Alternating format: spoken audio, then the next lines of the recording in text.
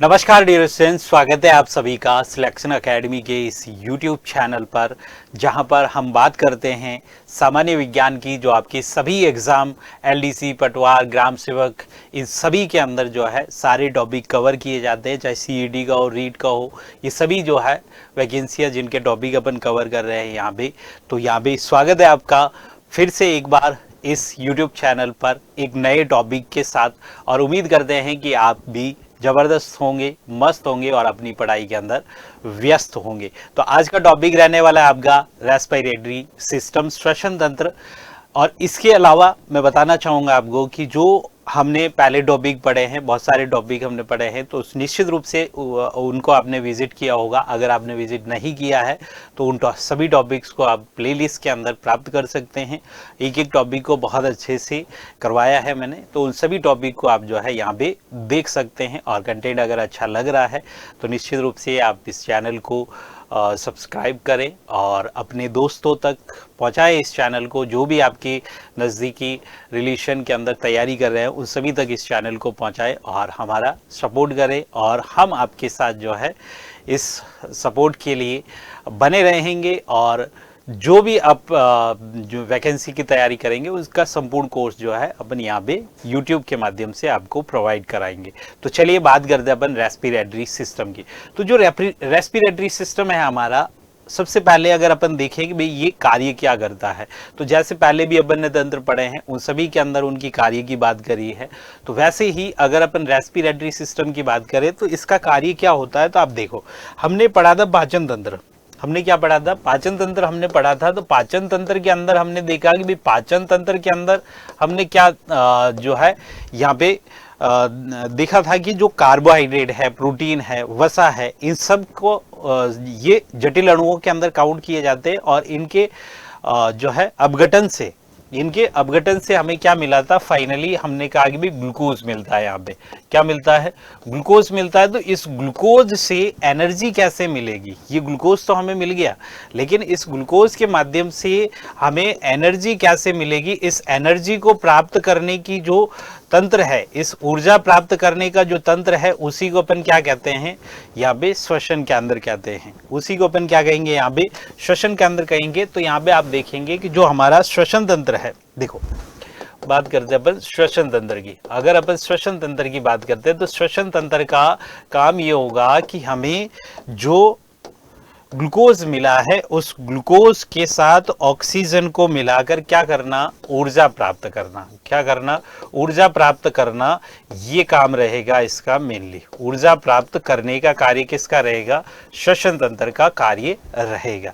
अब आप देखो इसके अंदर क्वेश्चन जो बनता है हमारा, क्वेश्चन क्या बनता है कि श्वसन जो है वो क्या है। देखो एक क्वेश्चन तो हमारा बनता है कि श्वसन क्या है, या इससे पहले आप देख सकते हैं कि एक प्रक्रिया होती है जिसको हम कहते हैं स्वातन, जिसको हम क्या कहते हैं, स्वातन, ब्रीथिंग।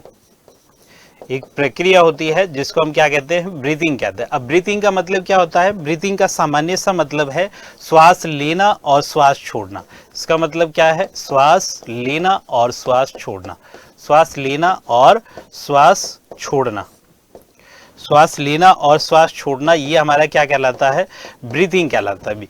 ये हमारा क्या कहलाता है, ब्रीथिंग कहलाता है, श्वास छोड़ना और श्वास लेना। अब इसके अंदर देखो, श्वास लेना जिसको अपन निःश्वसन भी कह सकते हैं, जिसको अपन क्या कह सकते हैं, निःश्वसन कह सकते हैं, या जो श्वास छोड़ना है उसको अपन उच्छ्वसन या बहिःश्वसन कह सकते हैं।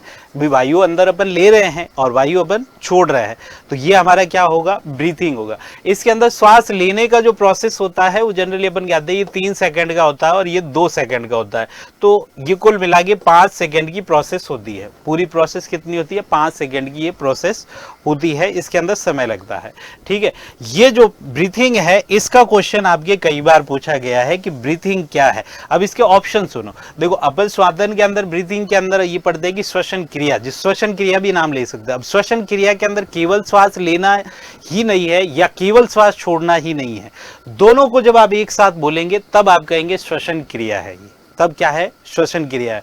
तो अगर आपसे ब्रीथिंग के बारे में पूछे या श्वसन क्रिया क्या होती है तब आप कहेंगे कि श्वास लेना और श्वास छोड़ना ये पूरा क्या कहलाता है, ब्रीथिंग।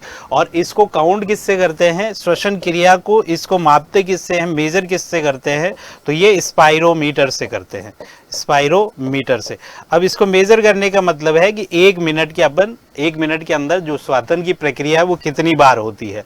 तो 1 मिनट के अंदर सामान्यतः वयस्क के अंदर कितनी होती है, सामान्यतः वयस्क के अंदर श्वसन की जो प्रक्रिया ब्रीथिंग रेट जो है वो कितनी होती है, तो आप कहेंगे 14 से 16 बार, 14 से 16 बार प्रति मिनट जो है ये लगभग होती है। कितनी, 14 से 16 बार। अब सोते समय अगर आप कहें कि भी सोते समय कितनी होगी, तो सोते समय ये लगभग 10 बार होती है। सोते समय कितनी होती है, 10 बार हो सकती है। कितनी, 10 बार। और अगर जो है मेहनत के समय अगर आप देखेंगे, परिश्रम के समय, अगर परिश्रम कर रहे हैं, हम कोई मेहनत का काम कर रहे हैं, तो उस समय कितनी हो सकती है, तो उस समय जो है आपकी 25 बार प्रति मिनट हो सकती है, 25 बार प्रति मिनट हो सकती है। ठीक है, तो एक क्वेश्चन तो आपका यहाँ से कंप्लीट हो जाता है कि श्वसन की प्रक्रिया जो है ब्रीथिंग क्या कहलाती है। तो ब्रीथिंग जो है श्वास लेना और श्वास छोड़ना, ये क्या कहलाता है, ब्रीथिंग कहलाता है। और जो श्वसन तंत्र है हमारा, उसका काम क्या है, ऊर्जा प्राप्त करना, उसका काम क्या है, ऊर्जा प्राप्त करना। तो ये स्पाइरोमीटर है। वयस्क मनुष्य के अंदर जो श्वसन दर होती है वो कितनी होती है, 14 से 16 बार। और श्वसन दर को किससे मापा जाता है, तो ये स्पाइरोमीटर के माध्यम से मापा जाता है, ये ध्यान रखिएगा। ठीक है, दोनों पॉइंट को आप जो है यहाँ पे ध्यान रखिएगा। अब देखो श्वसन क्रिया जो है किस प्रकार की क्रिया है, तो देखो श्वसन क्रिया जो है वो किस प्रकार की क्रिया होगी, तो अब देखो श्वसन क्रिया एक ऊष्माशापी अभिक्रिया है। श्वसन क्रिया क्या है, ये ऊष्माशापी अभिक्रिया है, ऊष्माशापी अभिक्रिया। अब ऊष्माशापी अभिक्रिया अपन किसको बोलते हैं, ऊष्माशापी अभिक्रिया अपन किसको बोलते हैं, तो आप कहेंगे ऊष्माशापी अभिक्रिया का मतलब होता है ऐसी अभिक्रिया जिसमें ऊष्मा उत्पन्न होती है, जिसके अंदर क्या उत्पन्न होती है, ऊष्मा उत्पन्न। ऐसी अभिक्रिया जिसमें ऊष्मा उत्पन्न होती है, ऐसी अभिक्रिया जिसमें ऊष्मा उत्पन्न होती है, जिसमें ऊष्मा उत्पन्न होती है, क्या होती है, ऊष्मा उत्पन्न होती है। उनको हम क्या कहते हैं, उनको हम कहते हैं भाई यहाँ पे ऊष्माशापी अभिक्रिया। अब श्वसन क्रिया के अंदर कौन सी क्रिया होती है, कौन सी क्रिया होगी यहाँ पे, तो आप कहेंगे इसके अंदर जो ऊष्मा उत्पन्न होती है उसके अंदर आप देखो, इसके जो है यहाँ पे क्या होगा, ग्लूकोज है हमारे पास, क्या है, ग्लूकोज है। ग्लूकोज के साथ क्या जुड़ता है, देखो ग्लूकोज C6H12O6, C6H12O6, ये अभिक्रिया होती है किसके साथ, 6 ऑक्सीजन अणुओं के साथ। किसके साथ, 6 ऑक्सीजन अणुओं के साथ क्रिया होती है। और इनसे क्या बनता है, इनसे एक तो बनती है अपने 6 CO2 बन जाएगी, इसके साथ ही 6 H2O के अणु बन जाएंगे, और बाकी का क्या बन जाएगा, ATP बन जाएगा। बाकी का क्या बन जाएगा, ATP यहाँ पे बन जाएगा, ऊर्जा अपनों को मिल जाएगी। ठीक है, संतुलित कर सकते हैं आप, 6 कार्बन है और ऑक्सीजन होने चाहिए हमारे पास 6 ये और 12 ये, 18 ऑक्सीजन। तो 6 12 और 6 18 ऑक्सीजन हो गया। हाइड्रोजन होने चाहिए हमारे पास 12 हाइड्रोजन होने चाहिए, 12 हाइड्रोजन आपको यहाँ से मिल जाएंगे। तो ऊष्मा क्या, श्वसन प्रक्रिया के अंदर आप ध्यान रखेंगे कि श्वसन प्रक्रिया जो है ये श्वसन की क्रिया है, या श्वसन जो है वो किस तरह की अभिक्रिया होगी, तो ये ऊष्माशापी अभिक्रिया होगी। किस तरह की अभिक्रिया होगी, ये ऊष्माशापी अभिक्रिया होगी, जिसके अंदर ऊष्मा उत्पन्न होती है, जिसके अंदर क्या होती है, ऊष्मा उत्पन्न होती है। ठीक है भाई, तो ये जैव रासायनिक क्रिया जो है इसके अंदर क्या होती है, ऊष्मा उत्पन्न होती है। एक नाम और दे सकते हैं आप, और क्या नाम दे सकते हैं, तो आप कहेंगे ये एक ऑक्सीकरण अभिक्रिया होती है। श्वसन क्रिया जो है ये क्या है, यह एक ऑक्सीकरण अभिक्रिया होती है, यह एक ऑक्सीकरण अभिक्रिया होती है। क्या होती है, ऑक्सीकरण अभिक्रिया होती है, ऑक्सीकरण अभिक्रिया होती है। अब ऑक्सीकरण अभिक्रिया के अंदर क्या होता है, ऑक्सीकरण अभिक्रिया होती है, ऑक्सीकरण अभिक्रिया होती है। अब ऑक्सीकरण अभिक्रिया के अंदर क्या होता है, ऑक्सीकरण अभिक्रिया के अंदर जो ऑक्सीजन है, ये ऑक्सीजन जुड़ती है किसी भी यौगिक के साथ। जब ऑक्सीजन जुड़ती है तो उसको हम क्या कहते हैं, ऑक्सीकरण अभिक्रिया कहते हैं। इसके अलावा हाइड्रोजन का निकलना भी क्या है, ऑक्सीकरण अभिक्रिया है। ठीक है, या फिर विद्युत ऋणी तत्वों का जुड़ना और विद्युत धनी तत्वों का निकाश करना, तो ये सारी चीजें जो है ऑक्सीकरण से रिलेटेड है।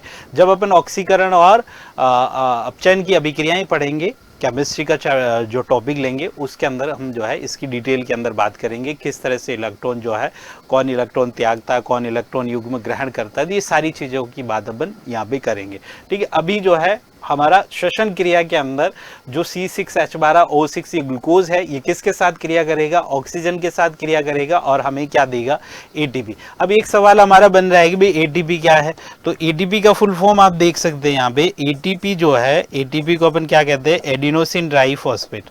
इसको अपन क्या कहते हैं, एडिनोसिन ट्राइफॉस्फेट। इसको अपन क्या कहेंगे, एडिनोसिन ट्राइफॉस्फेट, एडिनोसिन ट्राइफॉस्फेट। ठीक है, एडिनोसिन ट्राइफॉस्फेट। भाई अगर कंटेंट अगर अच्छा लग रहा है आपको तो डेफिनेटली आप चैनल को सब्सक्राइब करें और अपने जो भी साथी हैं उनको भी बताएं आप कि भाई यहाँ पे जो कंटेंट है वो शानदार है और एग्ज़ाम ओरिएंटेड चीज़ें हैं। तो डेफिनेटली जो है आप पढ़ें, हमारे साथ जुड़े, विश्वास रखें, जो है और भी शानदार चीज़ें हम यहाँ पे करने वाले हैं। ठीक है, चलो इसके अंदर आगे चलते हैं अपन। ऊष्माशापीय अभिक्रिया हो गई और यहाँ पे देखो, यहाँ पे अपन ने किसकी बात करी, भाई श्वसन तंत्र है और श्वसन की प्रक्रिया की बात करी। श्वसन जो है जिसको अपन श्वसन की क्रिया कह सकते हैं, तो ये श्वास लेना और श्वास छोड़ना, ये हमारी क्या है, श्वसन की क्रिया है, ब्रीथिंग है। और ब्रीथिंग रेट को अपन किससे मापते हैं, श्वसन दर को हम स्पायरोमीटर के माध्यम से मापते हैं। किसके माध्यम से, स्पायरोमीटर के माध्यम से मापते हैं। और श्वसन दर जो है हमारी कितनी होती है, तो 14 से 16 बार आप प्रति मिनट तक, ये कई बार 18 भी है, इसका आंकड़ा मिल जाएगा आपको, लेकिन लगभग 16 के आसपास जो है इसका एवरेज रहता है। तो 16 बार जो है ये प्रति मिनट होती है। और सोते समय जो है ये कितनी रह जाती है, 10 बार, क्योंकि जब हम सोते हैं तो रिलैक्स रहते हैं तो उस समय श्वास लंबी लेते हैं। ठीक है, सोते हुए व्यक्ति की सांस हमेशा अगर आप नोट करेंगे तो सोता हुआ व्यक्ति लंबी सांस लेता है। उसी तरह से जैसे एज बढ़ती है वैसे भी हमारी श्वसन दर जो है कम हो जाती है। बच्चों के अंदर श्वसन दर ज़्यादा होती है, बच्चे जल्दी सांस लेते हैं, लेकिन अगर आप बूढ़े व्यक्ति को देखोगे तो उसके अंदर श्वास जो है वो देरी से आता है, एक सांस आएगी फिर जो है वापस जाएगी, इस तरह से श्वसन दर चलती है। ठीक है, और ये जनरली जो आंकड़ा लिखा हुआ है ये वयस्क के अंदर है 14 से 16 बार। ठीक है, और परिश्रम के समय कितना हो जाएगा, 25 बार प्रति मिनट हो जाएगा। ठीक है, उसके बाद अपन ने बात करी है यहाँ पे देखो, श्वसन क्रिया जो है ये ऊष्माशापी है और इसके अंदर ग्लूकोज का क्या होता है, इसके अंदर ग्लूकोज का क्या होता है, ऑक्सीकरण होता है। ये क्या है, ग्लूकोज है हमारा, ये क्या है, ग्लूकोज है। ग्लूकोज का ऑक्सीकरण होता है यहाँ पे और इस ऑक्सीकरण के माध्यम से हमें ATP यहाँ पे मिलती है। क्या मिलती है, ATP मिलती है।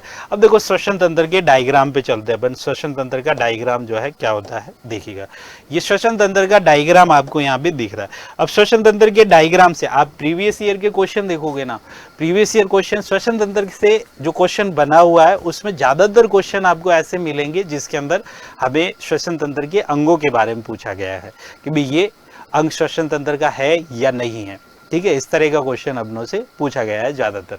ठीक है, तो देखो श्वसन तंत्र के अंगों की बात करते हैं अपन यहाँ पे। श्वसन तंत्र के अंग, श्वसन तंत्र के अंग। ठीक है, श्वसन तंत्र के अंग कौन कौन से हैं इसकी बात करते हैं अपन। देखो श्वसन तंत्र के अंग के अंदर सबसे पहले हमारी आती है नेजल कैविटी या नेजल। ठीक है, सबसे पहले हमारी क्या है, नेजल कैविटी है या नाक की बात करते हैं अपन। ये क्या है, नाक है। ठीक है, तो श्वसन तंत्र के अंदर पहला अंग कौन सा आएगा, नाक आएगा भी, नाक आएगा। उसके बाद नाक से हवा किसके अंदर जाती है, नासा गुहा के अंदर, या आप इसको नाक को जो है नासा द्वार लिख दो। सबसे पहले क्या आता है, नासा द्वार आता है। नासा द्वार के बाद आप किसकी बात कर लेंगे, नासा गुहा की बात कर लेंगे। नासा गुहा, यहाँ पे भी नासा गुहा के अंदर भी जो है रोम्स पाए जाते हैं और ग्रंथियां पाई जाती है जो चिपचिपे पदार्थ का स्रवण करती है, म्यूकस का स्रवण करती है, जो हमारे शरीर के अंदर बाहर की जो डस्ट है जिससे एलर्जी हो सकती है, जो उनको रोक के रखती है ताकि फेफड़े खराब नहीं हो। ठीक है, तो यहाँ पे ये क्या है, आपकी नासा गुहा है। ये नेजल कैविटी हो गई, ये नासा गुहा है। और नासा गुहा के बाद जो है यहाँ पे जैसे ही अपन आगे जाएंगे तो दूसरा अंग जो अपनों को मिलेगा वो मिलेगा फेरिंक्स। फेरिंक्स का मतलब है ग्रसनी। फेरिंक्स क्या है, ग्रसनी है। ठीक है, ये ग्रसनी हो जाएगी। उसके बाद ग्रसनी किसके साथ जुड़ी हुई होगी, ग्रसनी जुड़ी होगी लैरिंक्स के साथ। लैरिंक्स जिसको अपन बोलते हैं कंठ, लैरिंक्स, ये क्या हो जाएगा, कंठ हो जाएगा। और कंठ के बाद जो शुरू होगी ये जो नली है, ये वाली जो नली है इसको हम बोलते हैं ट्रैकिया। इसको अपन क्या बोलते हैं, ट्रैकिया बोलते हैं, श्वास नली बोलते हैं। इसको अपन क्या बोलेंगे, श्वास नली। ये क्या हो जाएगी आपकी श्वास नली हो जाएगी, इसको अपन क्या बोलते हैं, श्वास नली हो जाएगी, ट्रैकिया हो जाएगी, ठीक है। उसके बाद देखो श्वास नली के बाद ये श्वास नली दोनों फेफड़ों के अंदर दो नलियों के अंदर बढ़ जाती है। ये जो दोनों नलियां है ना, इन दोनों नलियों को अपन बोलते हैं श्वसनियां। दो श्वसनी के अंदर बढ़ जाती है, ये क्या हो जाती है, दो श्वसनियों के अंदर बढ़ जाती है। तो यहाँ पे हो जाएगी श्वसनी, ये श्वसनियां हो जाती है। फिर श्वसनियां जो है बहुत सारी छोटी छोटी नलिकाओं के अंदर, ये जो दोनों श्वसनियां हैं बहुत सारी छोटी छोटी नलिकाओं के अंदर क्या हो जाती है, बढ़ जाती है। बहुत छोटी छोटी नलिकाएं यहाँ पे निकलेगी, ठीक है। तो इनको अपन कहते हैं श्वसनिकाएं, इनको अपन क्या कहते हैं, श्वसनिकाएं। इनको अपन क्या कहेंगे भाई, श्वसनिकाएं कहेंगे। और श्वसनिकाएं जो है वो वायु कूपिका के अंदर खुलती है, वायु कूपिका वाहिनी के माध्यम से, किसके अंदर, वायु कूपिका के अंदर खुलती है। किसके अंदर खुलती है, वायु कूपिका के अंदर। वायु कूपिका या जिसको अपन बोलते हैं एल्वियोली, क्या बोलते हैं इसको, एल्वियोली बोलते हैं, ठीक है। इस एल्वियोली के अंदर खुलती है, ठीक है। तो ये सारी चीज जो है किसके अंदर आ जाती है, आपके श्वसन तंत्र के अंगों के अंदर आ जाती है। इसके बाद देखो जहां से ये श्वसनियां अलग हो रही है ना, जहां से ये श्वसनियां अलग हो रही है कि भाई ये एक श्वसनी जो है इसके अंदर आ गई और एक श्वसनी इसके अंदर आ गई।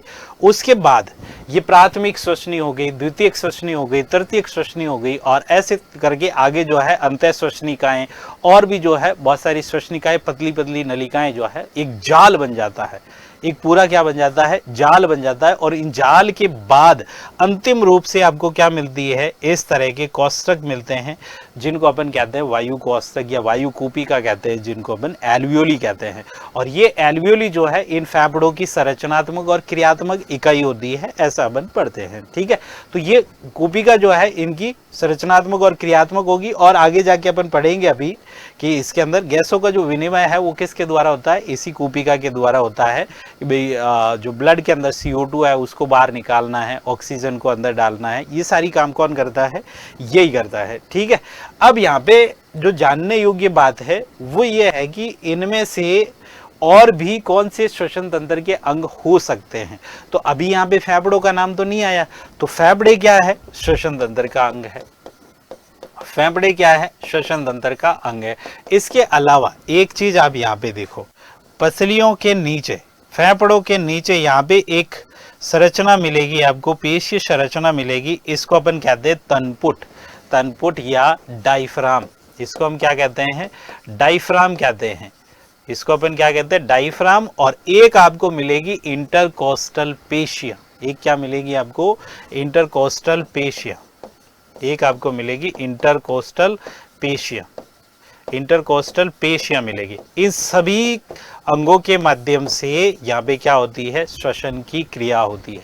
इस सभी अंगों के माध्यम से क्या होती है, श्वसन की क्रिया होती है। तो ये सारे क्या हो जाते हैं, श्वसन के अंग हो जाते हैं। ये श्वसन की प्रक्रिया हो जाएगी। यहाँ पे एक क्वेश्चन बचा हुआ है जो कई बार अपनों से एग्जामों के अंदर पूछा गया है कि ये जो श्वास नली है, भाई आपने कहा कि ये जो ग्रसनी है ना, ये ग्रसनी श्वसन का और पाचन का दोनों का अंग होती है। जो ग्रसनी है ना, ग्रसनी देखो, अगर अपन ग्रसनी की बात करें तो देखो जो है, ग्रसनी की बात करें अपन तो ये जो ग्रसनी है, इस ग्रसनी की बात करें तो ग्रसनी श्वसन का और पाचन का दोनों का अंग होती है। श्वसन प्लस पाचन दोनों का अंग होती है। श्वसन और पाचन दोनों के अंदर काम आती है। तो जब भोजन करते हैं अपन, तो पाचन क्रिया के दौरान या जब भोजन करते हैं तो ये भोजन जो है मुख्य गुहा से किसके अंदर जाएगा, ग्रसनी के अंदर जाएगा। तो उस समय जो खाना है वो श्वास नली के अंदर क्यों नहीं जा रहा है, श्वास नली के अंदर क्यों नहीं जा रहा है। तो यहाँ पे आप बताएंगे कि श्वास नली के ऊपर एक विशेष संरचना होती है जिसको अपन घाटी ढक्कन या एपिग्लोटिस कहते हैं, जिसको अपन क्या कहते हैं, एपिग्लोटिस कहते हैं यहाँ पे।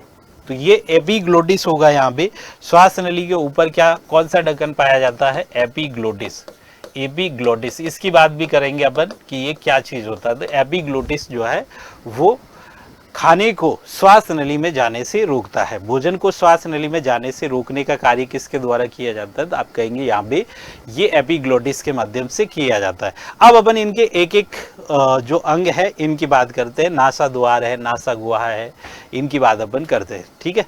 चलो देखो यहाँ पे जो है ये देखिएगा, सबसे पहले अपन बात करते हैं नासा गुहा की। देखो ये जो नासा गुहा है, नासा गुहा। जो नासा गुहा है, नेजल कैविटी जिसको अपन बोलते हैं, नेजल कैविटी के अंदर क्या मिलेगा अभी आपको, इसके माध्यम से बाहर की वायु, इसके माध्यम से बाहर की वायु को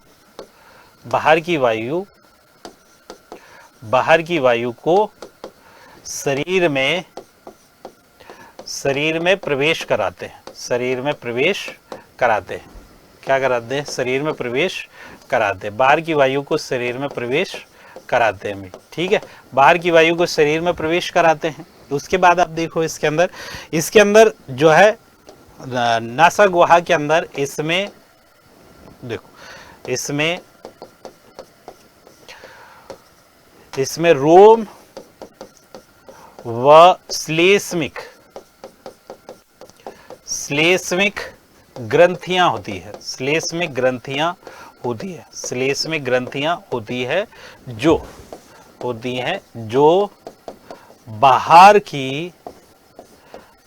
की धूल मिट्टी व हानिकारक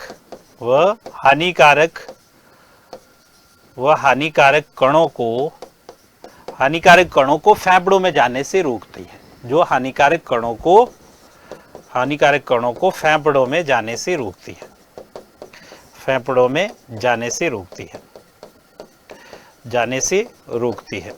ठीक है, ठीक है, हानिकारक कणों को फेफड़ों में जाने से रोकती है। तो ये सारी चीज जो है आपको पता होनी चाहिए अभी, ठीक है। उसके बाद देखो, ये जो नासा गुहा है ये किससे जुड़ी होगी, ग्रसनी, जिसकी बात अपन कर रहे थे, किससे जुड़ी होगी, ग्रसनी से जुड़ी होगी। देखो ये जो ग्रसनी है हमारी, देखो ग्रसनी जो है ना, ग्रसनी के अंदर हमने कहा कि ये जो ग्रसनी है ये श्वास नली और पाचन का, श्वसन का और पाचन का दोनों का क्या है, कॉमन हिस्सा है। देखो एक तरफ अपन कहेंगे कि यहाँ पे क्या है, ये ऊपर वाला हिस्सा जो है ये क्या हो जाएगा, आपका नासा द्वार हो जाएगा, ये क्या हो जाएगा, नासा द्वार हो जाएगा, और ये जो है अब क्या हो जाएगी, मुख गुहा हो जाएगी। इसको अपन क्या देंगे, ये क्या है, मुख गुहा है। तो नासा गुहा और मुख गुहा ये हो जाएगी। चलिए, नासा द्वार है, मुख गुहा है, एक पाचन का कार्य है और एक आपके किसका है, श्वसन का कार्य है, एक पाचन का कार्य है और एक किसका है, श्वसन का। अब जब ये भोजन मुख गुहा से इसके अंदर जा रहा है तो ये बीच वाला जो कॉमन हिस्सा है ना, इसको अपन बोलते हैं ग्रसनी। ये हमारा क्या है, ग्रसनी है। ये क्या होगा, ये ग्रसनी होगा, ये आपका क्या है भी, ग्रसनी है, ये हो जाएगा, ग्रसनी हो जाएगा, ठीक है। अब इसके अंदर देखो कि यहां से भोजन जा रहा है इसको क्रॉस करके, क्योंकि ये क्या है, ग्रास नली है, ये ग्रास नली है, ये ग्रास नली है, और ये क्या है, श्वास नली है। इसको अपन क्या बोलते हैं, श्वास नली बोलते हैं। ये हमारी होगी श्वास नली, ये है ग्रास नली, और ये क्या हो जाएगी, श्वास नली हो जाएगी। अब आप देखो भी हमारे शरीर के सामने, यहाँ पे सामने की साइड में देखेंगे तो ऊपर कौन है, ऊपर फेफड़े हैं, ऊपर श्वास नली है ना, जो पाचन वाली जो ग्रास नली है वो तो कहाँ है, इसोफेगस तो नीचे है, इसके ऊपर कौन है, ऊपर श्वास नली है। तो यहाँ पे इजीली अपन कहेंगे कि बाहर की तरफ श्वास नली, लेकिन इधर से तो ऊपर से जा रही है, मुख नीचे है, मतलब मुख नीचे है, ग्रास नली पीछे है, तो ये कहीं ना कहीं क्रॉस कर रही है ना, इसको श्वास नली को क्रॉस कर रही है कि नहीं कर रही है, कर रही है। तो फिर इसके अंदर खाना क्यों नहीं जा रहा है, तो यहाँ पे खाना इसीलिए नहीं जा रहा है क्योंकि यहाँ पे क्या है, एपिग्लोटिस है, यहाँ पे क्या है, एपिग्लोटिस है, यहाँ पे क्या है भी, एपिग्लोटिस है, और एपिग्लोटिस का कार्य है कि भोजन को श्वास नली में जाने से रोकना। इसका कार्य क्या है, भोजन को श्वास नली में जाने से रोकना, भोजन को श्वास नली में जाने से रोकना, श्वास नली में जाने से रोकना, भोजन को श्वास नली में जाने से रोकना, ठीक है। इसका काम क्या हो जाएगा, भोजन को श्वास नली में जाने से रोकना। ओके, चलिए अब उसके बाद अपन बात करते हैं श्वास नली के। किसकी बात करते हैं, श्वास नली की। देखो ये जो श्वास नली है हमारी, श्वास नली, देखो एक एक चीज मैं पढ़ा रहा हूं भी आपको, कुछ भी नहीं छोड़ रहा हूं यहाँ पे, कुछ भी आपके पीछे नहीं छूट रहा है। अगर आप श्वसन तंत्र जो है श्वसन तंत्र को अगर आपने देखा है अच्छे से, तो श्वसन तंत्र का कोई भी पॉइंट आपका यहाँ पे मिस नहीं है। एक एक पॉइंट को मैंने आपको यहाँ पे लिखा है। श्वसन के अंगों की बात करेंगे, अंगों के बाद श्वसन के जो पथ है, श्वसन के जो चरण है, इसके अंदर क्या क्या चीज़ें आती है, सारी चीज़ों की बात करेंगे। और अगर ये सारी चीज़ें जो है आपको अच्छी लग रही है तो आप डेफिनेटली चैनल को सब्सक्राइब जरूर करिएगा। अभी तक अगर आपने सब्सक्राइब नहीं किया है तो इसको आप करें और सपोर्ट बनाए रखें। चलिए देखो, श्वास नली जो है, इस श्वास नली को आपने इस क्षेत्र के अंदर देखा होगा कि ये जो श्वास नली है ना, देखो एक चित्र देखते हैं अपन। ये जो श्वास नली है, देखो ये क्या है हमारी, ये श्वास नली है। इसको अपन क्या बोलते हैं कि भाई ये जो है ना, ये हमारी क्या है, श्वास नली है। ठीक है, ये हमारी क्या है, श्वास नली है। ट्रैकिया है ये श्वास नली। और इसके अंदर देखो, इस श्वास नली के अंदर ये इस तरह से ये सी आकार के छल्ले दिख रहे हैं आपको। ये कार्टिलेज के छल्ले होते हैं, हाइलिन और कार्टिलेज के छल्ले पाए जाते हैं सी आकार के। ये क्या है, हाइलिन और कार्टिलेज के छल्ले है इसके अंदर। ये क्या है, हाइलिन व कार्टिलेज, हाइलिन और कार्टिलेज छल्ले पाए जाते हैं। छल्ले वो भी कैसे हैं, सी आकार के। कैसे आकार के हैं, सी आकार के। ये क्यों पाए जाते हैं, ये चीज़ ध्यान रखिएगा। क्या आप जानते हैं ये क्यों पाए जाते हैं? ये हमारी श्वास नली को पिचकने से रोकते हैं। सी आकार के जो छल्ले हैं, ये श्वास नली को पिचकने से रोकते हैं कि भाई जैसे ही इसके अंदर वायु नहीं होगी ना, उस समय जो है श्वास नली पिचक नहीं जाए, इसलिए ये पाए जाते हैं। ठीक है, चलो उसके बाद अपन देखते हैं, यहाँ पे चलते हैं पीछे की साइड में। यहाँ पे जो है श्वास नली के अंदर चलते हैं। देखो ये जो श्वास नली है, इस श्वास नली के अंदर हमने कहा कि श्वास नली ये किससे जुड़ी होती है भाई, श्वास नली यह कंठ, ये कंठ व एपिग्लॉटिस से जुड़ी होती है। कंठ से जुड़ी होती है, कंठ से जुड़ी होती है। ठीक है, कंठ से जुड़ी होती है। ये तो हालांकि चित्र के अंदर अपन देख ही लिया है। तो अब यहाँ भी इंपॉर्टेंट बात लिखेंगे। देखो, श्वास नली के ऊपर, श्वास नली पर घाटी ढक्कन, घाटी ढक्कन, घाटी ढक्कन उपस्थित होता है। घाटी ढक्कन जिसको अपन कहते हैं एपिग्लॉटिस, एपिग्लॉटिस, एपिग्लॉटिस उपस्थित होता है। एपिग्लॉटिस उपस्थित होता है।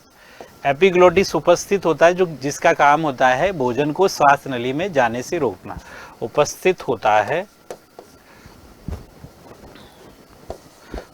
जो भोजन को श्वास नली में जाने से रोकता है, जो भोजन को श्वास नली में जाने से रोकता है, जो भोजन को श्वास नली में जाने से रोकता है, जाने से रोकता है। ठीक है, जो भोजन को श्वास नली में जाने से रोकता है, ये काम हो गया। दूसरी, श्वास नली के अंदर जो चीज है कि श्वास नली में सी आकार के छल्ले होते हैं, उपास्थि छल्ले पाए जाते हैं, जो श्वास नली को पिचकने से रोकते हैं। श्वास नली में हाइलिन, हाइलिन व कार्टिलेज, कार्टिलेज माने उपास्थि, कार्टिलेज के सी आकार के छल्ले पाए जाते हैं। सी आकार के छल्ले पाए जाते हैं। सी आकार के छल्ले पाए जाते हैं। छल्ले पाए जाते हैं जो श्वास नली को पिचकने से रोकते हैं। पाए जाते हैं जो श्वास नली को पिचकने से रोकते हैं। श्वास नली को पिचकने से रोकते हैं। पिचकने से रोकते हैं, जो श्वास नली को पिचकने से रोकते हैं, ये ध्यान रखिएगा। ठीक है, तो श्वास नली पर घाटी ढक्कन एपिग्लोटिस होता है, जो क्या करता है श्वास नली में घाटी ढक्कन है जो भोजन जाने से रोकता है। किसके अंदर, श्वास नली में। ठीक है, और श्वास नली में क्या पाया जाता है, हाइलिन और कार्टिलेज के छल्ले पाए जाते हैं, सी आकार के छल्ले, जो श्वास नली को पिचकने से रोकते हैं। दोनों बातें इंपॉर्टेंट है, दोनों बातें आप ध्यान रखेंगे, ठीक है। और ग्रसनी जो हमने देखा है यहाँ पे कि भाई ये जो है आपके नासागुआ है, नासागुआ है। नासागुआ के अंदर क्या होते हैं, रोम होते हैं और श्लेष में ग्रंथियां होती है, जो धूल मिट्टी के कण जो अपन इधर उधर घूमते हैं, ये सारे जो डस्ट है वो हमारे शरीर के अंदर जाके कहीं एलर्जी पैदा ना करें, हमें किसी बीमारी से न झगड़े, इसके लिए हमारे नाक के अंदर रोम पाए जाते हैं, श्लेष में ग्रंथियां होती है जो इनको पकड़ के रख लेते हैं और हमारे फेफड़ों तक साफ वायु पहुंचती है, जो है अच्छी वायु ही हमारे जो है शरीर के अंदर पहुंचती है, ठीक है। तो ये नासा गुहा का काम हो जाता है। उसके बाद हमने देखा कि यहाँ पे ग्रसनी जो है, ये ग्रसनी श्वसन और पाचन, श्वसन और पाचन दोनों का उभयनिष्ठ भाग होता है। तो उभयनिष्ठ भाग होता है तो आप ये कहेंगे कि भाई यहाँ से भोजन भी जाता है और यहाँ से वायु भी जा रही है। अब भोजन जा रहा है तो भोजन को कैसे पता चल रहा है कि श्वास नली में जाना है कि ग्रास नली में जाना है, तो ये काम कौन करता है, एपिग्लोटिस करता है। जैसे ही भोजन जो है इस नली के ऊपर से गुजरता है तो एपिग्लोटिस के माध्यम एपिग्लोटिस जो है ऐसे हो जाता है, तो वो श्वास नली बंद हो जाती है और भोजन आगे की तरफ चला जाता है। कई बार अपन कहते हैं कि खाना खाते समय बातें नहीं करनी चाहिए। बातें नहीं करने का रीज़न यही है कि भाई अगर अपन बातें करेंगे तो कंठ जो हमारा है, जो ध्वनि उत्पन्न करता है, इसके जो है कंठ के द्वारा वायु पास होती है और वायु कहाँ से आएगी, फेफड़ों से ही आएगी। तो उस समय अगर अपन बात करते हैं तो इधर से भोजन का जाना होगा, इधर एपिग्लोटिस का खुलना होगा, तो भोजन हमारे श्वास नली के माध्यम से फेफड़ों के अंदर जा सकता है, जिससे कि हमें फेफड़ों के अंदर दिक्कत हो सकती है, ठीक है। तो ये यहाँ पे आप ध्यान रखेंगे, नासाद्वार, मुख गुहा, श्वास नली और ग्रास नली जिसके अंदर भोजन जाता है, ठीक है। एपिग्लोटिस का काम हो जाएगा श्वास नली में भोजन को जाने से रोकना। इसके अलावा श्वास नली के अंदर अपन ने पढ़ा है कि श्वास नली की जो है ऊपरी जो छत है उसके ऊपर क्या पाया जाता है, घाटी ढक्कन पाया जाता है, जिसको एपिग्लोटिस कहते हैं और इसका काम होता है कि भोजन को श्वास नली में जाने से रोकना, ठीक है। उसके बाद यहाँ पे हाइलिन और कार्टिलेज के सी आकार के छल्ले पाए जाते हैं जो श्वास नली को पिचकने से रोकते हैं। उसके बाद आप देखो कि ये जो श्वास नली है, ये श्वास नली आगे जाके दो भागों के अंदर बढ़ जाती है। किसके अंदर, श्वसनियों के अंदर। तो श्वसनी क्या चीज होती है, देखो श्वसनी क्या चीज होगी, ब्रोंकाई जिसको अपन बोलते हैं, ये क्या चीज होगी। तो आप देखो यहाँ पे अगर आप देखोगे भी ये हमारी श्वास नली थी, ट्रैकिया थी, ये ट्रैकिया आगे जाके इस तरह से दो भागों के अंदर बढ़ जाती है। ये ट्रैकिया जो है इस तरह से दो भागों के अंदर बढ़ जाती है आगे जाके, ठीक है। ये इस तरह से हमारे फेफड़े हो जाएंगे, ठीक है। ये हमारे क्या हो जाएंगे, फेफड़े हो जाएंगे। ये श्वसनीय जो है आगे जाके इस तरह से बढ़ जाती है और इसके अंदर और भी कई सारे आपको भाग मिलेंगे यहाँ पे, इनकी बात भी अपन कर लेते हैं यहाँ पे, देखो, ठीक है। उसके बाद जो है इस तरह से अपन क्या देते हैं, ये इस तरह से हो जाती है, ठीक है। अब आप देखो ये जो है आपके अलग अलग जो भाग निकले हैं, ये तो क्या है, ट्रेकिया है, ये क्या है, श्वास नली है, ये क्या है, श्वास नली। श्वास नली जो है किसके अंदर बढ़ जाती है, श्वसनियों के अंदर। तो ये आपकी क्या हो जाएगी, श्वसनी हो जाएगी, ये आपकी क्या हो जाएगी, श्वसनी। अब श्वसनियों के अंदर ही जब ये आगे बढ़ती है और तो बढ़ती है तो इसको अपन कहते हैं प्राथमिक श्वसनी। इसको अपन क्या कहेंगे, प्राथमिक श्वसनी, प्राथमिक श्वसनी। चीजें अगर अच्छी लग रही है तो आप डेफिनेटली जो है चैनल को लाइक और सब्सक्राइब करना ना भूलें भाई, ठीक है। चलिए, प्राथमिक श्वसनी हो जाएगी। इसी तरह से जैसे अपन आगे बढ़ेंगे तो ये द्वितीयक श्वसनी हो जाएगी। क्या हो जाएगी, द्वितीयक श्वसनी हो जाएगी, द्वितीयक श्वसनी, ये क्या हो जाएगी, द्वितीयक श्वसनी। और उसके बाद जैसे जैसे अपन आगे बढ़ेंगे इसके अंदर जो है, एक बार आप और बना दीजिए इसको, तो जैसे जैसे अपन आगे बढ़ेंगे तो यहाँ पे और जो है ये बटेगी। उसके बाद इस तरह से ये कोपिका आ जाएगी। फिर क्या बन जाएगी, ये तृतीयक श्वसनी बन जाएगी। ये क्या बन जाएगी, तृतीयक श्वसनी। तो इस तरह से एक पूरा जाल बन जाता है और फाइनली जो हमें मिलती है, ये क्या मिलती है, वायु कूपिका मिलती है। ये क्या मिलती है, वायु कूपिका मिलती है, ठीक है, एल्वियोली जिसको अपन कहते हैं, ठीक है। तो यहाँ पे जो है प्राथमिक श्वसनी, द्वितीयक श्वसनी, तृतीयक श्वसनी, ये सारी जो है श्वसनियां मिलकर क्या बनाती है, ब्रोंकियोल्स बनाती है, बहुत सारी छोटी छोटी नलिकाओं का जाल बनाती है जो फेफड़े के अंदर होती है। जो कहाँ होती है, फेफड़े के अंदर होती है। अब हमारा जो टॉपिक आता है आगे भाई, दूसरा जो हमारा अंग आता है वो आता है कूपिका। कूपिका जिसकी हमने बात की, कूपिका को आप अच्छे से देखेंगे, ये इंपॉर्टेंट पार्ट है आपका एल्वियोली। ये क्या है हमारा, एल्वियोली है, ये हमारा क्या है अभी, एल्वियोली।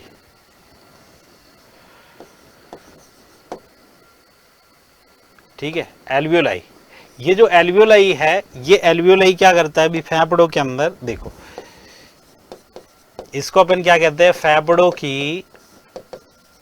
फेफड़ों की क्रियात्मक इकाई कहते हैं अभी इसको, क्रियात्मक व संरचनात्मक इकाई कहते हैं इसको। क्या कहते हैं, फेफड़ों की क्रियात्मक और संरचनात्मक इकाई कहते हैं इसको। इसको अपन क्या कहते हैं, फेफड़ों की क्रियात्मक और संरचनात्मक इकाई कहते हैं। इसके अंदर क्या होता है, इसके अंदर अगर आप देखोगे, ये जो एल्वियोली है ये गैसों का विनिमय करती है। किसका विनिमय करती है, गैसों का विनिमय करती है। गैसों को जो हमारे ब्लड के अंदर जो गैसें हैं और जो हमारे फेफड़ों के अंदर गैसें हैं उनको आदान प्रदान करती है। इनके अंदर रक्त के अंदर जो गैस है CO2 है, जिसकी सांद्रता ज़्यादा है उसको बाहर निकाल के उसके अंदर जिसकी सांद्रता कम है उसको डालती है। यानी कि ऑक्सीजन रक्त में मिलाती है और CO2 को जो है रक्त से वापस बाहर निकालती है। ठीक है, तो यहाँ पे आप कहेंगे कि ये गैसों का विसरण करती है, ये गैसों का परिवहन करती है, गैसों का विनिमय करती। क्या करती, गैसों का विनिमय करती। एक क्वेश्चन यहाँ पे बहुत इंपॉर्टेंट पूछा जाता है कि गैसों का विनिमय किस विधि के माध्यम से करती, कौन सी विधि लगती है यहाँ पे। तो गैसों का जो विनिमय है ये विसरण विधि के माध्यम से करती है। किस विधि के माध्यम से, विसरण के माध्यम से, विसरण विधि के माध्यम से, विसरण विधि के माध्यम से ये गैसों का विनिमय यहाँ पे होता है। और विसरण का मतलब होता है अधिक सांद्रता से कम सांद्रता की ओर। विसरण का मतलब क्या होगा, अधिक सांद्रता से कम सांद्रता की ओर, अधिक सांद्रता से कम सांद्रता की ओर, अधिक सांद्रता से कम सांद्रता की ओर,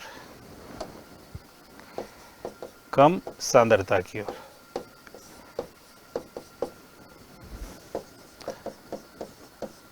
अधिक सांद्रता से कम सांद्रता की ओर गैसों का क्या होता है, विनिमय होता है। कि भाई यहाँ पे अगर ब्लड के अंदर CO2 की सांद्रता ज़्यादा है तो ब्लड से CO2 किसके अंदर आ जाएगी, कूपिका के अंदर आ जाएगी, और कूपिका से जो है वापस ऑक्सीजन जो उसके अंदर भरी हुई है वो ऑक्सीजन किसके अंदर चली जाएगी, तो वो ऑक्सीजन आपके ब्लड के अंदर चली जाएगी। तो गैसों के अंदर कूपिका के द्वारा गैसों का विनिमय यहाँ पे किया जाता है। ठीक है, तो ये सारे जो हमारे श्वसन के पार्ट है, श्वसन के जो अंग है उनके बारे में अपन पढ़ चुके हैं सारी चीज़ें जो है। देखो श्वसन के अंदर नेजल कैविटी को अपन ने पढ़ लिया है, नासा द्वार है, ग्रसनी है, कंठ है, श्वास नली, श्वसनी, श्वसनिकाएं, वायु कूपिका, ये सब के बारे में अपन ने पढ़ लिया है। ठीक है, अब अपन बात करते हैं फेफड़ों की, डायफ्राम की और इंटरकोस्टल पेशियों की। तो फेफड़े की बात अगर अपन करें, देखो फेफड़ों की संख्या हमारे शरीर के अंदर कितनी होती है, तो फेफड़ों की संख्या आप कहोगे भाई फेफड़ों की संख्या होती है 2। कितनी होती है हमारे शरीर के अंदर, फेफड़ों की संख्या कितनी है, 2 है। देखो ये हमारे क्या है, फेफड़े हैं। ठीक है, क्या है, फेफड़े हैं। और फेफड़ों की संख्या कितनी है हमारे पास, फेफड़ों की संख्या है 2। ये फेफड़ा इधर वाला कौन सा फेफड़ा, ये राइट है, ये कौन सा राइट है, और ये क्या है, लेफ्ट है। ये इधर वाला क्या है, लेफ्ट है। ठीक है, अब इनके अंदर ये जो फेफड़े है ना, इन फेफड़ों के अंदर ये पूरा जाल है, ये पूरा जाल है। ये श्वसनिया हो गई, ये श्वसनिया हो गई। श्वसनियों के बाद ये प्राथमिक, द्वितीयक, तृतीयक, चतुर्थक, ऐसे करके ये श्वसनिया बटी हुई है। फिर छोटी छोटी जो है और नलिकाएं हैं, और सबसे लास्ट के अंदर जाके हमें क्या मिलती है, यहाँ पे कूपिकाएं मिलती हैं। ठीक है, इन कूपिकाओं के माध्यम से गैसों का विनिमय होगा। अब देखो ये जो राइट लोब है और ये लेफ्ट लोब है, दायां फेफड़ा और बायां फेफड़ा। तो इसके अंदर एक फैक्ट आप ध्यान रखेंगे कि जो दायां फेफड़ा होता है ना हमारा, राइट वाला, वो बड़ा होता है बजाय किसके, लेफ्ट वाले के। हमारा जो दायां फेफड़ा है वो बड़ा होगा किसकी बजाय, बाएं फेफड़े से। तो एक बात ये ध्यान रखिएगा कि दायां फेफड़ा बाएं फेफड़े से, बाएं फेफड़े से बड़ा होता है। ठीक है, क्योंकि जो दायां फेफड़ा है वो 3 लोब से बना हुआ है और बायां फेफड़ा जो है वो 2 लोब से बना हुआ है। ये 3 लोब से बना हुआ है, एक लोअर लोब है, मिडल लोब है और अपर लोब है। 3 लोब से मिलकर क्या है, दायां फेफड़ा बना हुआ है। तो देखो यहाँ पे बात करते हैं अपन, देखो दायां फेफड़ा, दायां फेफड़ा जो है, दायां फेफड़ा तीन लोब से मिलकर बना होता है, तीन लोब से मिलकर बना होता है, ठीक है। और बायां फेफड़ा दो लोब से मिलकर बना होता है। बायां फेफड़ा जो है, बायां फेफड़ा दो लोब से मिलकर बना होता है, दो लोब से मिलकर बना होता है, दो लोब से मिलकर बना होता है। किससे मिलकर बना होता है? दो लोब से मिलकर बना होता है। तो फेफड़ों के संदर्भ में ये सामान्य सी बात जो है आप ध्यान रखेंगे इसके अंदर कि जो दायां फेफड़ा है वो बड़ा होगा और बायां फेफड़ा जो है वो क्या होता है? छोटा होता है। अभी वो क्या होता है? छोटा होता है, ठीक है। तो इतनी सी चीज जो है आप यहाँ पे ध्यान रखेंगे। इसके अलावा देखो यहाँ पे जो फेफड़े हैं उनके ऊपर आवरण पाया जाता है। अभी फेफड़ों पर आवरण, देखो इसको भी आप ध्यान रखेंगे। फेफड़ों पर आवरण, फेफड़ों पर आवरण, फेफड़ों पर आवरण, ये जो आवरण होता है इसको, ये किसका आवरण होता है? देखो बहुत शानदार चीजें मैं यहाँ पे आपको पढ़ा रहा हूँ और ये सारी चीजें जो है बहुत इंपॉर्टेंट है। एग्जामों के अंदर इस तरह की चीजें पूछी जाती है, तो आप डेफिनेटली जो है हमारे साथ बने रहें और भी जो है आने वाले टाइम के अंदर अपन अच्छी क्लासें करेंगे। एमसीक्यूज़ की क्लास भी होगी आपके, प्रीवियस ईयर की क्लास भी होगी आपके। जो क्वेश्चन पूछे गए हैं उन सभी क्वेश्चन को अपन बहुत अच्छे से एनालाइज करेंगे। यहाँ पे जितने भी विज्ञान के जो क्वेश्चन आपको पूछे गए हैं, एक एक क्वेश्चन को अपन यहाँ पे बहुत अच्छे से देखेंगे, ठीक है। देखो इसके ऊपर जो आवरण होता है उसको अपन कहते हैं प्लूरल।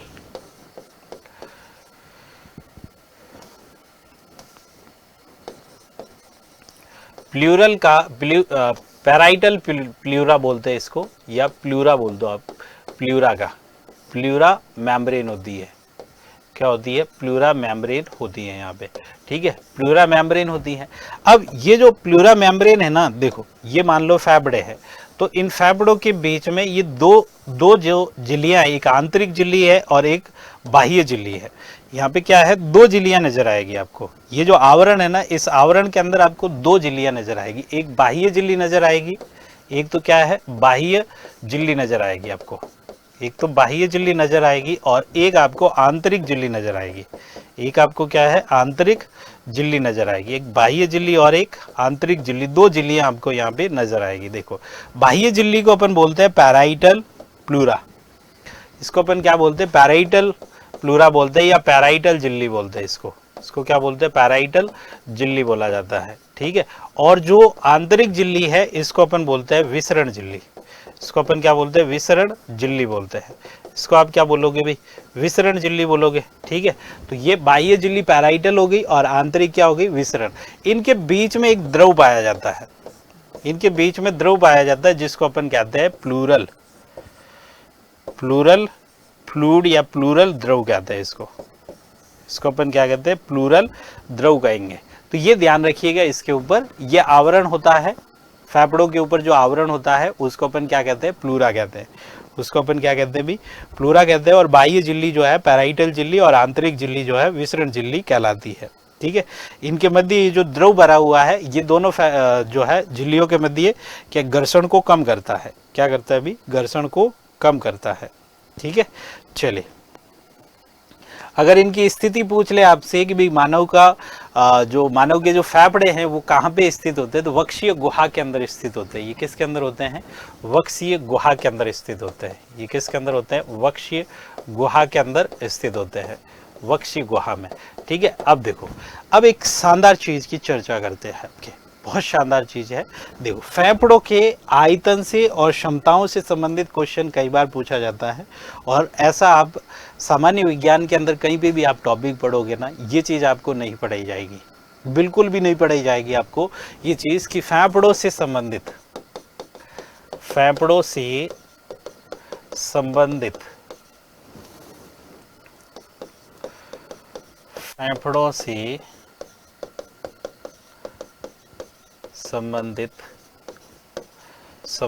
आयतन, फेफड़ों से संबंधित आयतन व क्षमताएं, आयतन और क्षमताएं, ठीक है। सेकंड ग्रेड तक ये जो है टॉपिक आपके शामिल होता है। ये सेकंड ग्रेड तक के अंदर अपन पढ़ते हैं इस चीज को, ठीक है। तो देखो यहाँ पे आपको क्या करना है कि भाई एक लाइन है आपकी ये, ठीक है, इसको इधर तक ले लेते हैं अपन, एक लाइन है आपकी ये, ठीक है। उसके बाद देखो एक लाइन हो जाएगी आपकी ये, ऐसी की ऐसी एक लाइन अपन खींच देते हैं ऊपर की तरफ, ठीक है, ये खींच दी अपने ऊपर की तरफ एक लाइन, ठीक है। अब एक लाइन अपन खींचते हैं नीचे की तरफ। अब देखो अब हमारा ये क्लियर हो गया है। अब देखो हम क्या करते हैं कि भाई जो श्वास ले रहे हैं ना अपन, श्वसन जो कर रहे हैं उसको आप देखना। हम श्वसन जो है यहाँ से शुरू करते हैं, ये श्वसन चल रहा है हमारा, सामान्य श्वसन है, ये सामान्य श्वसन हमारा चल रहा है, सामान्य श्वसन चल रहा है। ये जो सामान्य श्वसन चल रहा है ना, जो वायु हम अंदर ले रहे हैं, वायु जो हम बाहर निकाल रहे हैं, ये जो सामान्य प्रक्रिया चल रही है इसको बोलते हैं जवारीय आयतन। इस समय जो वायु हम अंदर ले रहे हैं, इस समय जो वायु अपन बाहर छोड़ रहे हैं, वायु के उस आयतन को अपन क्या कहते हैं, जवारीय आयतन कहते हैं। ध्यान रखना, देखो अभी इसको अपन रिपीट करेंगे, और ये जवारीय आयतन कहलाता है, इसको अपन कहते हैं टाइडल वॉल्यूम, जवारीय आयतन कहलाता है, ठीक है। उसके बाद हम जो है जबरदस्ती बलपूर्वक हम फेफड़ों के अंदर हवा भरना चाह रहे हैं, पूरी तरह से हमने हवा भर दी। ये पूरी तरह से जो हवा भरी है हमने, तो हम जो है इस तरह से ऊपर तक गए, ऊपर तरफ गए और वापस यहां पर आए। ये जो हमने एक्स्ट्रा हवा ली है ना, इसको बोलते हैं इंस्पायरेटरी रिजर्व वॉल्यूम। इसको अपन क्या बोलते हैं, इंस्पायरेटरी रिजर्व वॉल्यूम बोलते हैं, ठीक है। उसके बाद देखो, उसके बाद ये वापस से अपन जो है यहाँ पे सामान्य श्वसन कर रहे हैं। अब जैसे हमने जबरदस्ती वायु को अंदर खींचा है, वैसे के वैसे हम जबरदस्ती वायु को बाहर भी फेंक सकते हैं, कि वायु को हमने बाहर निकाला है। इसको हम बोलते हैं एक्सपायरेटरी रिजर्व वॉल्यूम। इसको हम क्या बोलते हैं, एक्सपायरेटरी रिजर्व वॉल्यूम बोलते हैं। तो एक्सपायरेटरी रिजर्व वॉल्यूम ये हो गया आपके। ऐसे सिंपल चलते चलते ये हमारी प्रक्रिया यहाँ पे खत्म हो जाती है, ठीक है। कि भाई एक तो हम सामान्य श्वसन कर रहे हैं, सामान्य श्वसन हम कर रहे हैं, इसको बहुत अच्छे से समझिएगा आप। देखो एक तो सामान्य श्वसन अपन कर रहे हैं, तो सामान्य श्वसन जो हम कर रहे हैं वो क्या कहलाता है, हमारा टाइडल वॉल्यूम कहलाता है। सामान्य वायु जो हम अंदर ले रहे हैं, जो हम फेफड़ों से वापिस छोड़ रहे हैं, वायु का ये आयतन क्या कहलाता है, टाइडल वॉल्यूम कहलाता है। इसको आप यहाँ पे नोट डाउन कर सकते हो। देखो यहाँ पे आप लिख सकते हो टाइडल वॉल्यूम या जवारीय आयतन, जवारीय आयतन। फेफड़ों से रिलेटेड अगर आपसे पूछे कि जवारीय आयतन क्या होता है, तो ये जवारीय आयतन जो है सामान्य श्वसन के दौरान, देखो सामान्य श्वसन के दौरान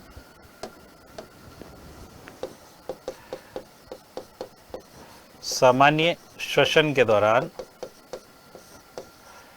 सामान्य श्वसन के दौरान ली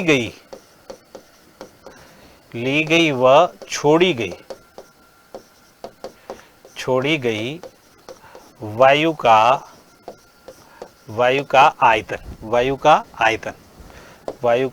आयतन, ये आयतन क्या कहलाता है, ये आयतन कहलाता है टाइडल वॉल्यूम। और इसकी मात्रा, इसकी ये जो आयतन होता है ये कितना होता है, तो आप बताएंगे टाइडल वॉल्यूम जो होता है ये लगभग 500 ml होता है। कितना होता है, 500 ml होता है। कितना होता है भी, 500 ml जो है ये टाइडल वॉल्यूम होता है, जवारीय आयतन होता है, ठीक है। ये क्या है, जवारीय आयतन होता है। अब आप देखो दूसरा हमने क्या देखा, दूसरा हमने यहाँ पे देखा कि ये तो हमारा टाइडल वॉल्यूम हो गया, सामान्य जो वायु अंदर ले रहे हैं, जो वायु छोड़ रहे हैं, तो उसको तो हम टाइडल वॉल्यूम कह रहे हैं। फिर हमने कहा कि अगर हमने बलपूर्वक वायु को बाहर निकाला है, तो ये जो बलपूर्वक वायु को हमने बाहर निकाला है ना, तो ये वायु का आयतन क्या कहलाएगा, ये वाला आयतन क्या कहलाएगा जो एक्स्ट्रा है, इसको अपन बोलते हैं, इसको अपन बोल देंगे भाई इंस्पायरेटरी रिजर्व वॉल्यूम बोलेंगे। इसको अपन क्या बोलेंगे, इंस्पायरेटरी रिजर्व वॉल्यूम, यानी एक्स्ट्रा वायु जो अंदर ली है उसको कह रहे हैं। एक्स्ट्रा जो वायु अंदर ली है उसको अपन क्या कहते हैं, इंस्पायरेटरी रिजर्व वॉल्यूम। तो ये कहलाएगा हमारा अंतःश्वसन रिजर्व आयतन। अंतःश्वसन रिजर्व आयतन, रिजर्व आयतन,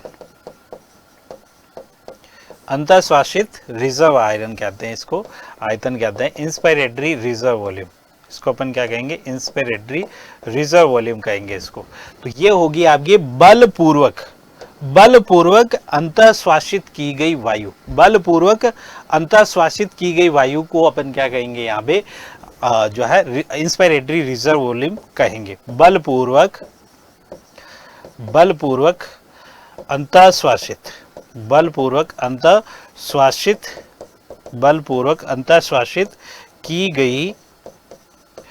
गई वायु की मात्रा, ये क्या कहलाती है, तो अंतःश्वासित जो बलपूर्वक अंतःश्वासित की गई वायु की मात्रा है, इसको अपन क्या कहते हैं, inspiratory reserve volume. Second grade तक के क्वेश्चन पूछे जाते हैं इसके अंदर, सेकंड ग्रेड बायो के अंदर इस तरह के क्वेश्चन पूछे जाते हैं। अंतःश्वसन रिजर्व वॉल्यूम कहेंगे इसको अपन क्या कहेंगे, अंतःश्वसन रिजर्व वॉल्यूम। इसका जो मान होता है, इसका इंस्पिरेटरी रिजर्व वॉल्यूम, ये इसकी वायु की मात्रा कितनी होती है, तो इसमें मिलेगी आपको 2500 से 3000 ml। कितनी मिलेगी, 2500 से 3000 ml, 2500 से 3000 ml इसका आयतन आपके होगा। अब आप देखो, दूसरा हमने पढ़ा यहाँ पे, जो बलपूर्वक हम वायु बाहर निकाल रहे हैं, बलपूर्वक हम वायु को क्या कर रहे हैं, बाहर निकाल रहे हैं। तो ये जो आयतन है यहां से लेके यहां तक, इसको अपन कहते हैं एक्सपायरेटरी रिजर्व वॉल्यूम। जैसे बलपूर्वक हमने अंतःश्वासित वायु की है, वैसे के वैसे बलपूर्वक हम वायु को अगर फेफड़ों से बाहर निकाल दें तो उसको हम क्या कहेंगे, तो उसको हम कहेंगे एक्सपायरेटरी रिजर्व वॉल्यूम। उसको हम क्या कहेंगे, एक्सपायरेटरी रिजर्व वॉल्यूम कहेंगे भाई, उसको हम कहेंगे एक्सपायरेटरी रिजर्व वॉल्यूम। देखो इसको हम क्या कहेंगे, एक्सपायरेटरी रिजर्व वॉल्यूम।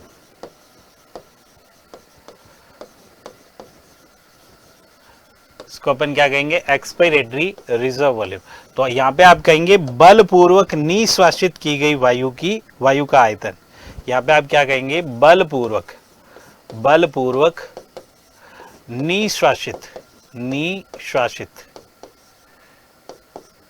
बलपूर्वक निश्वासित या उच्च श्वासित बाहर निकाली गई वायु, बलपूर्वक निश्वासित या बाहर निकाली गई वायु का आयतन, बाहर निकाली गई वायु का जो आयतन है वो कितना कहलाएगा, वायु का आयतन क्या कहलाएगा, तो बाहर निकाली गई वायु का आयतन ERV कहलाता है। ठीक है, क्या कहलाता है अभी, ERV कहलाता है। इसको हम क्या कहेंगे, इसका जो मान होता है, ERV का जो मान होता है, ERV का मान होगा आपके, ERV का आयतन जो होगा आपके, वो कितना होगा, 1000 से 1100 ml होता है। 1000 से 1100 ml होता है। कितना होता है, 1000 से 1100 ml आपके ERV का आयतन होता है। कितना होता है अभी, 1000 से 1100 ml के बीच में ERV का आयतन होता है। ठीक है, अब आप देखो इसके बाद हमने यहाँ पे और कौन सा है अभी, ERV हो गया, टाइडल वॉल्यूम हो गया, IRV हो गया। एक आयतन मिलेगा आपको ये नीचे वाला, ये जो नीचे अपन ने अभी कुछ भी नहीं किया है ना, तो ये आयतन क्या कहलाता है, ये आयतन कहलाता है रेजिडुअल वॉल्यूम। ये क्या कहलाता है, फेफड़ों का रेजिडुअल वॉल्यूम कहलाता है। रेजिडुअल वॉल्यूम का मतलब क्या होता है कि आपने फेफड़ों के अंदर सामान्य श्वसन किया है, भाई श्वास ले रहे हो, श्वास छोड़ रहे हो, चल रहा है, तो ये तो टाइडल वॉल्यूम हो गया। जबरदस्ती श्वास को हमने अंदर डाल दिया तो वो इंस्पायरेटरी रिजर्व वॉल्यूम हो गया। जबरदस्ती वायु को बाहर निकाल दिया, वो एक्सपायरेटरी रिजर्व वॉल्यूम हो गया। लेकिन जब आप फेफड़ों से पूरी वायु बाहर निकाल देते हैं बलपूर्वक, तो उस समय तो फेफड़े चिपक जाने चाहिए, लेकिन फेफड़े तो नहीं चिपके।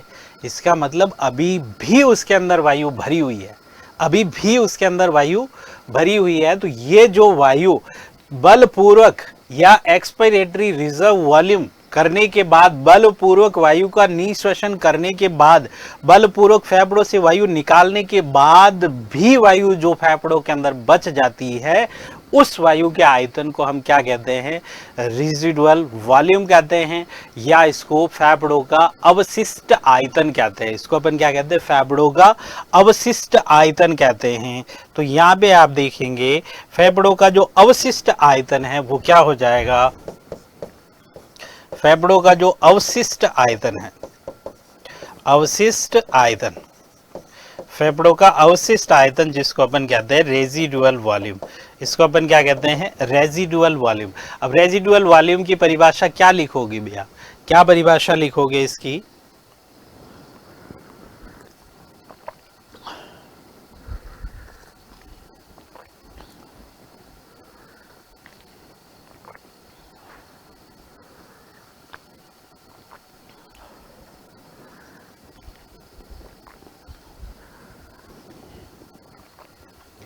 रेजिडुअल वॉल्यूम जो है आप कहेंगे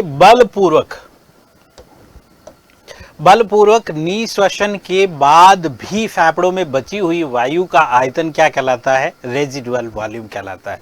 ठीक है, इसके अंदर देखो, बलपूर्वक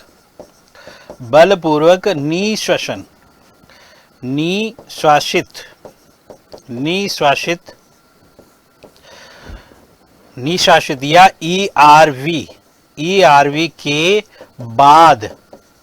ईआरवी के बाद फेफड़ों में बची हुई वायु का आयतन,